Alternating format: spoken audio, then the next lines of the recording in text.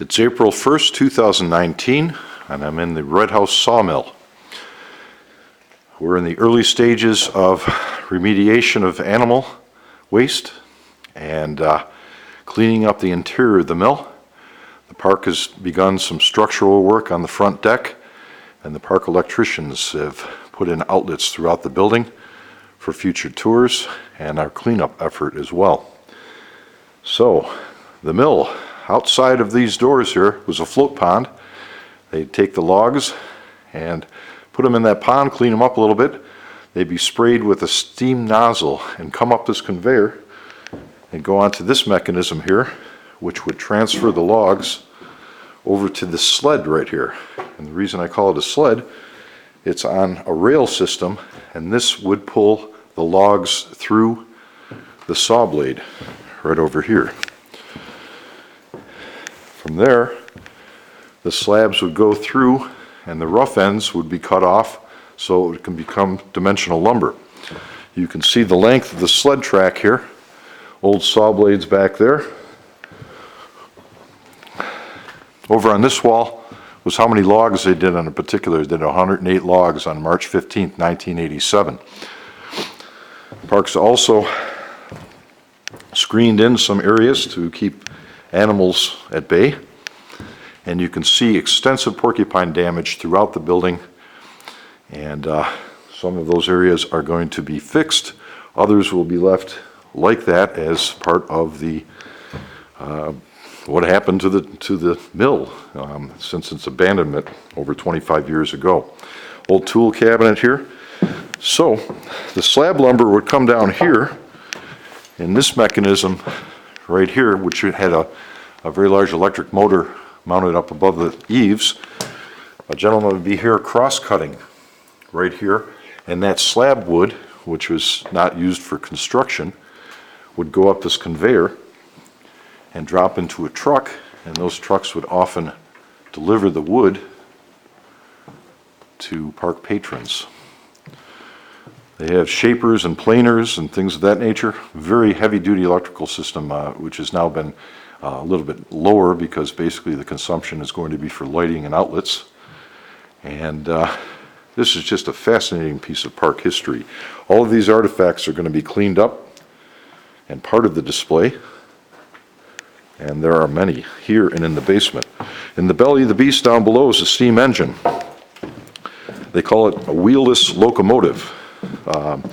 Well, actually the boiler was called that, and the single-cylinder steam engine down below ran the saw and other things through a system of belts and pulleys, of which this is a clutch, a very heavily weighted wheel here, that this board would be removed, that would drop down and engage the saw blade.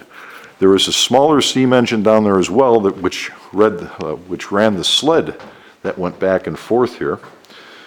In here we have a tool room. They would store all kinds of different things in here, including spare saw blades, in which each individual teeth had to be sharpened and could be removed. There's a grinding wheel here. Heated it with wood, but when the mill was going, there wasn't a lot of heat necessary. They have all kinds of things. There's plugs there for the steam engine, rather the boiler right here. And down below in the basement was the firebox for this boiler. This is what they once called a wheelless locomotive, because hopefully, if I can get to it, looks pretty much like a train without wheels. And this is the boiler room right here.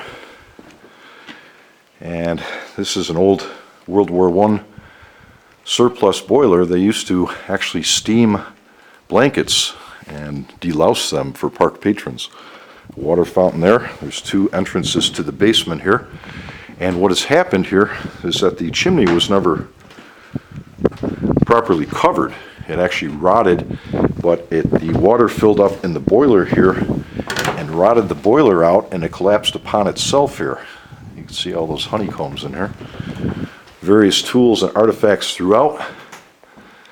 And this boiler and the engine was moved from Stoddard Creek, about half a mile up from the Red House campgrounds, and to this day there still remains foundations there. So there's the boiler. Down below in the basement here is where the firebox is, and they still have quite a bit of logs. They would burn logs and waste. Hardwood would produce more energy in the boiler for cutting hardwood logs, and then pine did not need as much steam or as much pressure to do that. And this is the boiler, or rather the firebox for the boiler directly above it. And in here, just an amazing maze of belts and pulleys that ran the equipment upstairs. And this was the main steam engine right here. A Gardner is what it calls. And when that went back and forth, those two balls there were like a governor, and they'd raise up.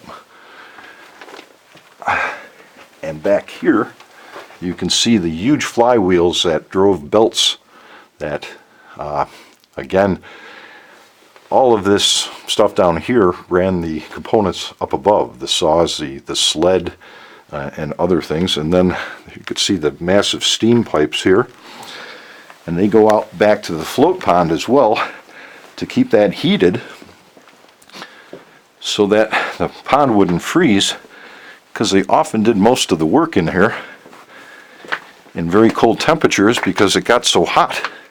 So you can see where some of those belts come in, driving all these pulleys and cables to engage them with levers up above. This amazing piece of engineering done by Mr. Remington, who I have an interview of his son, who told the tale of many things that happened here. And they put it together, they made it work. It produced a lot of lumber for the park, and even for outside of the park. I was told by another gentleman they used to trade services. They would trade fish from hatcheries for the lumber that came out of here. They would trade it for usage for heavy equipment that the park didn't have on hand, so that they could do work. This is the pulley system for the sled that pulled the logs above. So it's a continuous loop here on a reel. And if I'm not mistaken, this was an individual smaller steam engine. You can see where the pipe fed it. And this would run the sled up above. So just a continuous loop there, driving that back and forth. So this is what the mill looks like on April 1st, 2019. The Friends just secured a grant for over $10,000 for the cleanup of the mill. I just finished up a meeting with a gentleman who is contracting with the Friends in the park to do just that. So I hope you enjoyed today's video of this fantastic historic structure, the Red House Sawmill. And perhaps the next video, this is going to be all cleaned up, and hopefully in another year or two we will be conducting tours. And this is the downstairs entrance where they would load these logs in, once again for the firebox that says "Eat me." You folks have a great Allegany day. Take care.